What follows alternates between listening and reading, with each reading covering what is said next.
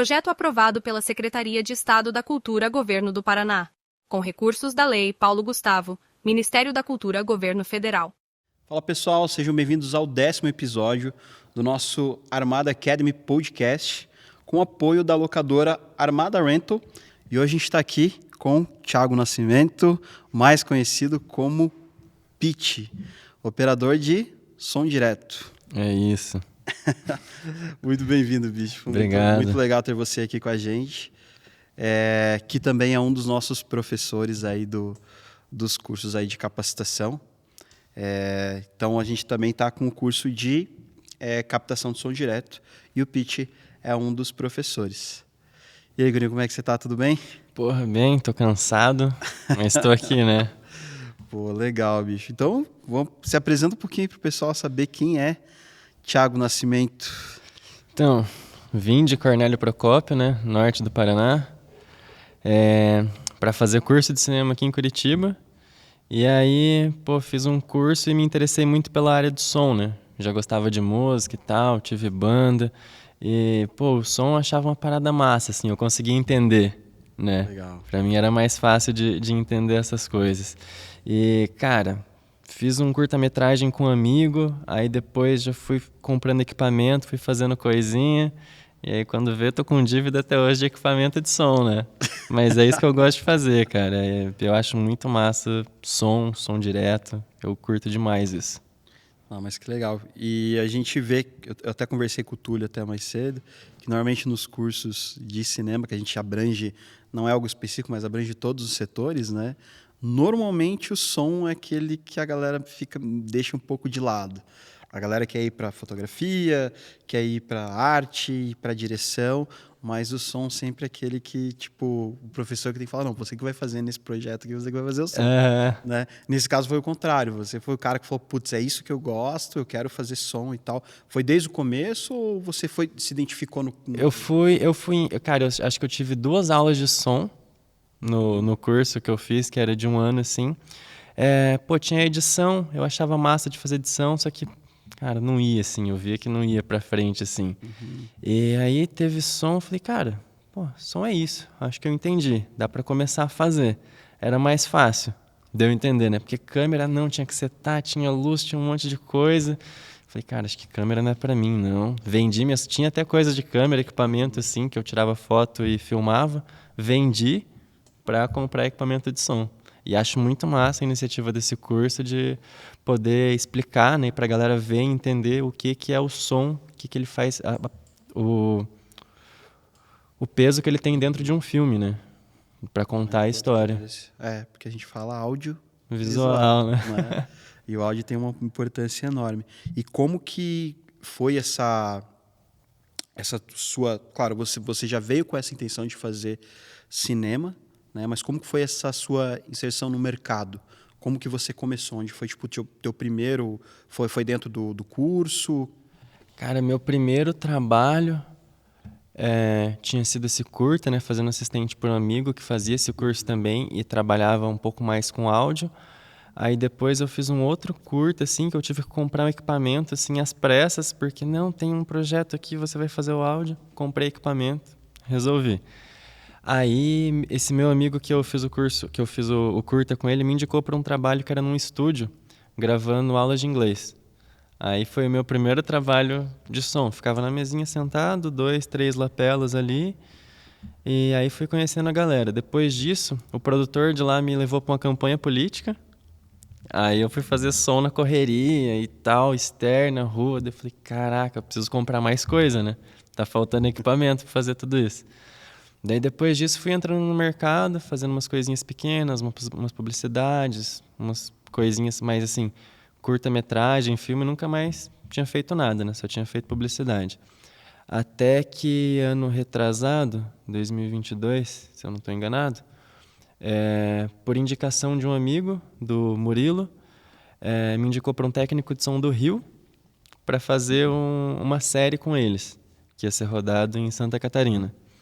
E daí eu falei, eu topo, né? Fiquei ansioso e tal, empolgado.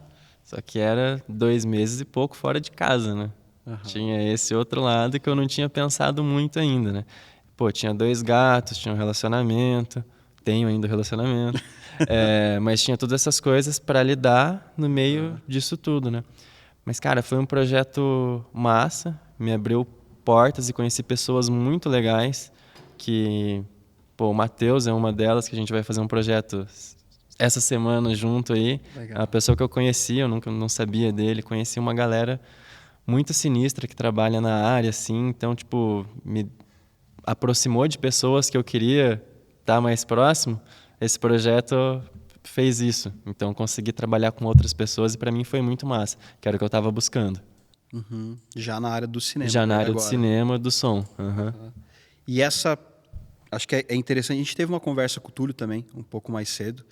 Ele deu um panorama assim de todo o processo, né? Ali todo o processo da parte de som, do desenho, do som desde a captação, edição e tudo mais.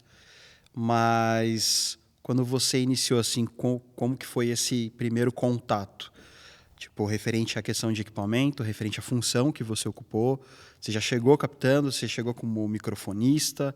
Como que foi? Eu fui assistente de som. Eu fiquei assim desesperado, né? Falei, meu, o que eu faço aqui? Eu sou assistente, tá? A gente tem o técnico, tem o primeiro microfonista, tem a segunda microfonista e tem o assistente. Eu sou responsável pelo quê? Porque já tem 3 pessoas acima de mim. O que sobrou para eu fazer? Precisa de todo mundo para fazer o som? Cara, precisa. Às vezes precisava de mais uma pessoa, tá ligado? Teve cenas que eu fiz um terceiro boom lá. Foi bem legal. Teve cenas que eu fiz um segundo, porque daí, pô, teve gente que saiu do projeto para ir para outro projeto. Daí foi intercalando, assim, algumas... A gente foi subindo de função, né? E, cara, foi muito legal, porque eu era responsável por carregamento de pilhas, né? Essa parte de organização. O primeiro microfonista, ele ficava no set, passando tudo que estava acontecendo pro técnico. Ó, mudaram uma luz aqui, ó, o enquadramento vai ser esse, ó, a câmera mudou de lente, então vamos lá para fora agora. E o técnico no carrinho dele, pilotando todo o equipamento de som, assim, fazendo o sinal chegar e ouvindo todo mundo. Daí, às vezes, eu ia com a segunda microfonista microfonar elenco, porque era, sei lá, 4, 5, 6, 7, 8 pessoas, às vezes, que tinha falando, né, cena de festa, muita coisa acontecendo, e às vezes ia junto microfonar, né? Depois limpava o equipamento, guardava certinho no final do set, desproduzia. Daí o som tinha uma van só pro som. Eu falei, caraca, gente, a gente tem uma van só para pôr nosso equipamento. Pô, e era muita coisa, cara, era muito legal. Tinha que entregar retorno de som para os diretores, né, colocar na câmera, setar essas coisas, tudo isso antes de começar o set ali. E o técnico ficava com a cabeça focada em fazer o som chegar da melhor forma possível ali, mixando as coisas, né? Então, o legal da gente ter mais pessoas no som é dividir melhor as coisas e cada um faz um serviço bem feito. Isso é muito massa, né? Tanto que eu trabalhei com o Túlio ano passado e foi assim, né? Foi uma equipe grande, cara. Pô, é sensacional, porque ninguém se sobrecarrega. Às vezes é cena de um bom só, mas você consegue revezar com o outro. Então, tipo, é muito legal. Você não se desgasta tanto fazendo um trabalho. É que para você poder dar conta de ficar o dia todo com o bração erguido aqui, fazendo, erguido. ter alguém do lado ali para te trazer uma água, para te segurar a vara de vez em quando tá toda aberta, assim, sei lá, uma vara de boom de 6 metros. Pô, ter alguém ali para segurar, para te ajudar, é massa, é legal. Eu vejo que, assim, até referente à questão de equipamentos e tudo mais, primeiro que eu acho que é difícil você conseguir locadoras que tenham um equipamento profissional, né? Normalmente você vai ter ali lapela, algumas coisinhas mais básicas, né? Um boom, talvez. Mas é difícil você conseguir locadoras que normalmente você tem o teu próprio equipamento, né? Sim, no Rio, acho que Rio, São Paulo tem um pouco mais, assim, de equipamento, mas tem outros técnicos que sublocam, né? Os equipamentos deles, né? Dependendo da demanda, assim, você consegue locar de outro técnico, né? Dependendo do tanto de equipamento. E foi legal que eu conheci muito equipamento novo, que eu nunca tinha visto. Eu falei, eu nem sei trabalhar vendo tudo isso daqui de equipamento, tá ligado? Foi massa, eu tive que aprender a trabalhar de novo, quase. Me senti assim, que eu falei, nossa, tipo, travei. Eu vi tudo aquilo de equipamento e falei, meu Deus, o que eu tô fazendo aqui? Não, vai ser massa, eu vou aprender coisa pra caramba. E foi isso, cara, foi legal. Ah, que massa. Eu vejo até nessa parte de equipamento, que na verdade é o nosso forte aqui, né? Antigamente a gente via que não tinha tanta... Você tinha poucas marcas na parte de som, né? Você tinha ali, não sei, a Sennheiser, a Sony tinha bastante coisa, a Shure, você vinha daí com as linhas da Zoom, mas você não tinha aquela gama gigantesca igual a gente tem na parte de câmera, na parte de luz, né? Era algo também que era um pouco deixado assim, de lado referente a alguns fabricantes, né? Mas eu vejo que agora eu voltei da NAB Show faz pouco tempo, que foi uma das maiores feiras, e a gente vê fabricantes que nunca fizeram nada na parte de som, desenvolvendo coisas e soluções, né? Inclusive nessa parte que você falou aí de ficar com o braço levantado e tal.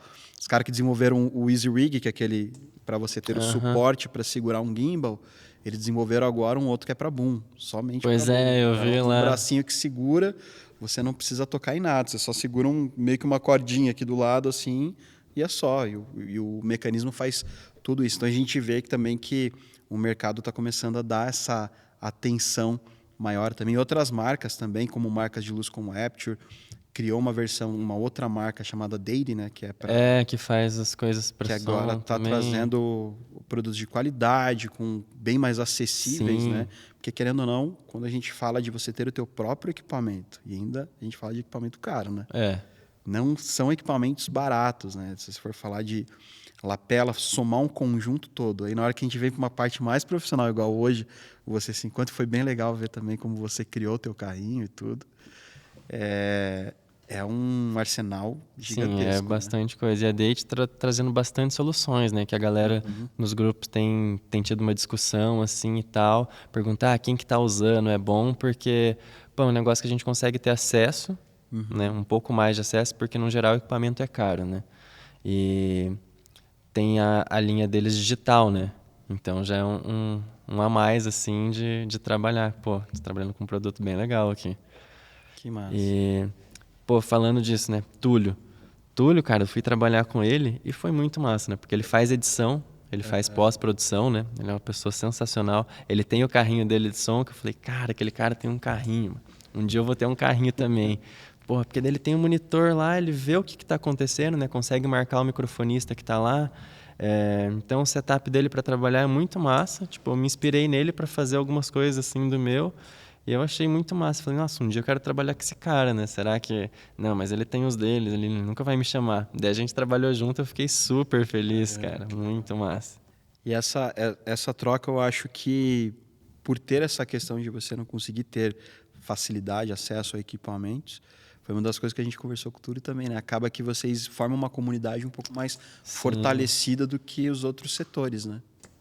Porque daí como a gente depende dos equipamentos que tem, às vezes tem que colocar de outra pessoa, então a gente acaba tendo essa troca. Por exemplo, semana passada a gente fez um combo, juntou 3, 4 pessoas, vamos mandar equipamento lá para São Paulo para fazer revisão, paga um frete só de vídeo, que depois eu distribuo de novo o que é de cada um. Porque é isso, cara, manutenção de equipamentos também é caro, você tem que ter cuidado, às vezes você não tem, você tem que colocar do outro, né? Então a gente tem que se ajudar, né? Porque, tem locadoras que tem algumas coisas, mas tem coisas que são muito específicas que você só vai conseguir pegar de outra pessoa que tem. Que na hora H ali que dá algum problema, você não tem me aonde ajuda, recorrer, a não ser um parceiro aí do lado. Exatamente. Né? Que legal. E você veio ali, começou a fazer algumas coisas na parte de conteúdo, migrou, né, ali Migrei, consegui sair da parte de publicidade, e até que você chegou a fazer, não uma, mas já 2 séries, duas, né? As 2 temporadas de Mistérios de Olana, que foi muito legal, foi uma experiência. A primeira foi massa, foi difícil, sim, faltava um pouco de equipamento e de... eu também saber me posicionar, saber o que está ao meu alcance, o que eu consigo fazer. O som está lá, consegui fazer, mas vi que se eu tivesse uma equipe maior para fazer, era mais confortável para mim, eu conseguiria pensar em mais coisas, em soluções mais rápidas para alguns problemas que se viesse a ocorrer, né? E aí, essa segunda temporada, eu precisava de um microfone bom para fazer, porque meu microfone, eu tinha um microfone mais ou menos lá e falei, com quem será que eu consigo colocar isso, né? Liguei para minha amiga lá de Goiânia, que eu conhecia lá na série. Falei, você não tem um microfone para me alugar e tal? Ela falou, eu tenho, pô, mas por que você não me leva junto para fazer essa série? Eu falei, caramba, Yara, te trazer de Goiânia para cá, para Curitiba, para fazer uma série. A ideia não é ruim, não. Deixa eu ver com o produtor, né? Liguei pro Dudu. Dudu, e aí, pode? Não, vou ver o que eu faço aqui, mas pode.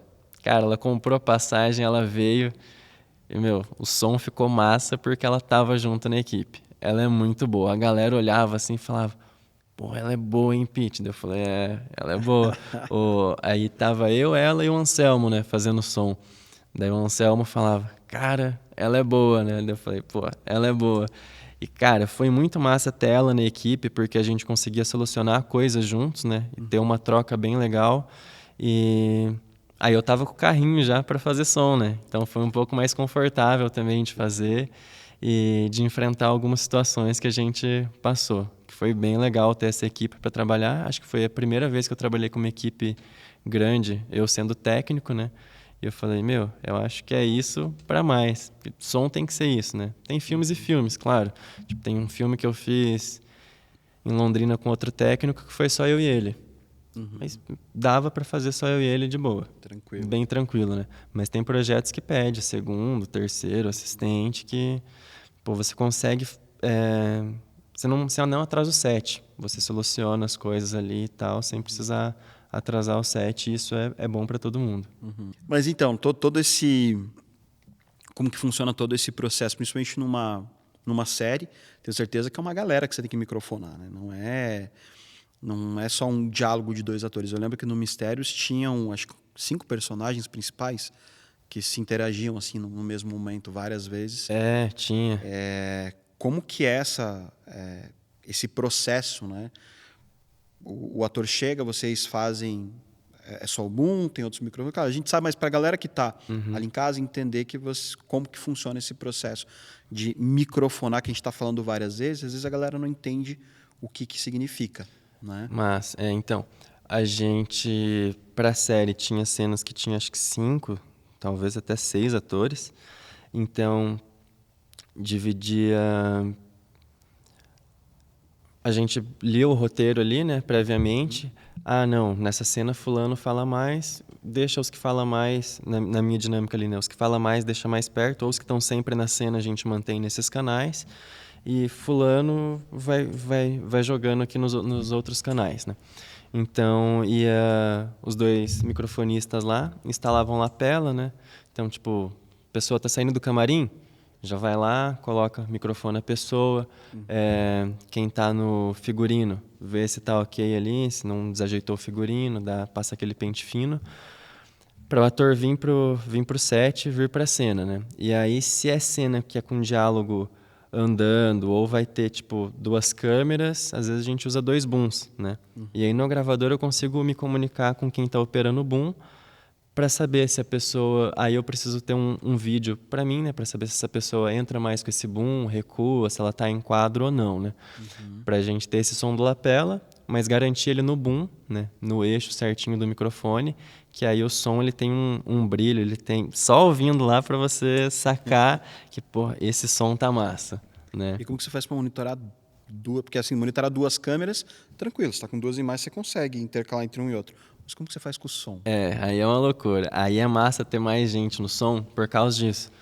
Porque aí cada microfonista garante seu boom ali, né? Se tá fazendo certinho e tal. Se não foi bom, eles me dão um feedback, falam, senti que esse take não foi bom para mim, dá para melhorar. A gente, se der tempo, a gente pede mais um, mas daí no gravador eu consigo solar os canais de cada pessoa, né?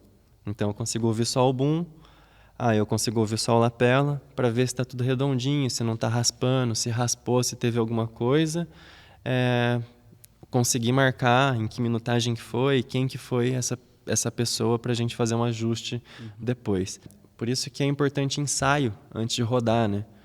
Para alinhar tudo isso, né? Passa um ensaio com fala dos atores, ver se está todo mundo chegando bem ali, se está modulando bem, para entender como é que vai ser o movimento de câmera, para saber se o boom pode entrar mais na cena, se ele tem que sair de quadro. Às vezes o diretor chuta para cima e ele enquadra o boom, né? Acontece, não vou citar o nome do diretor aqui, de fotografia, que fez isso.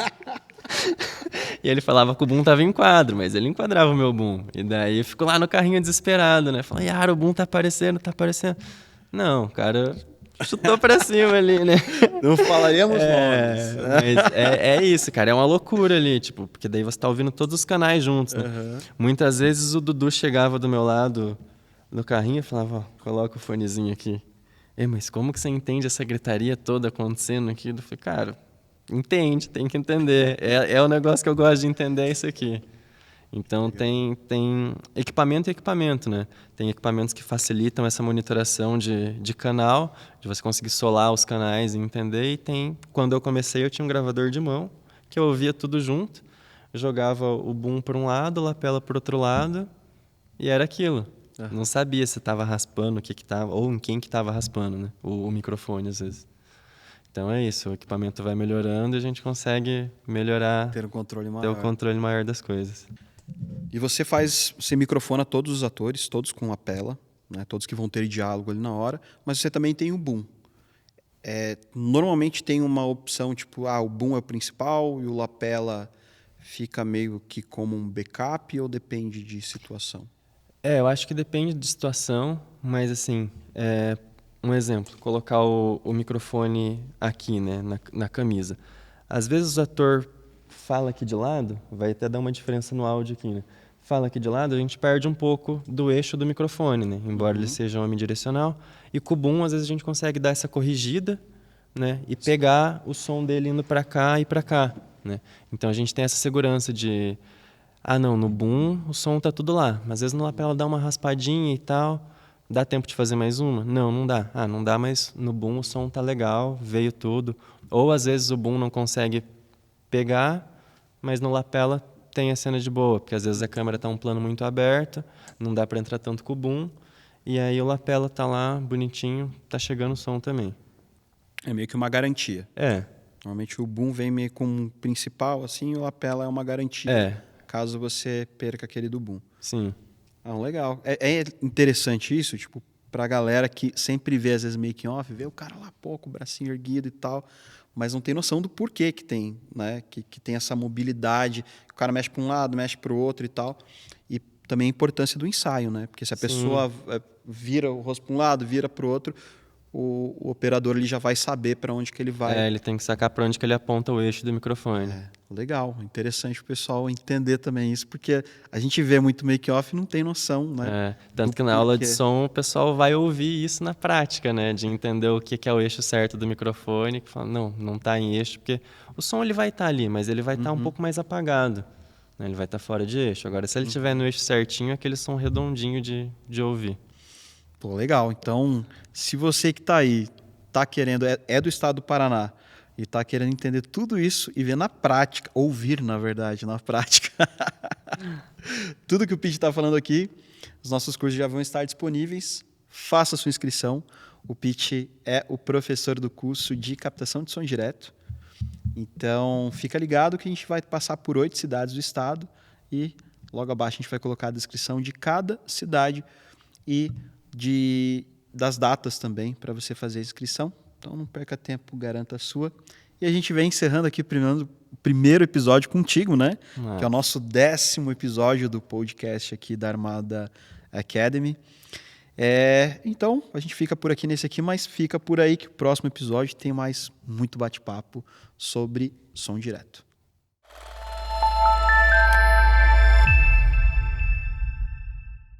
Projeto aprovado pela Secretaria de Estado da Cultura, Governo do Paraná, com recursos da Lei Paulo Gustavo, Ministério da Cultura, Governo Federal.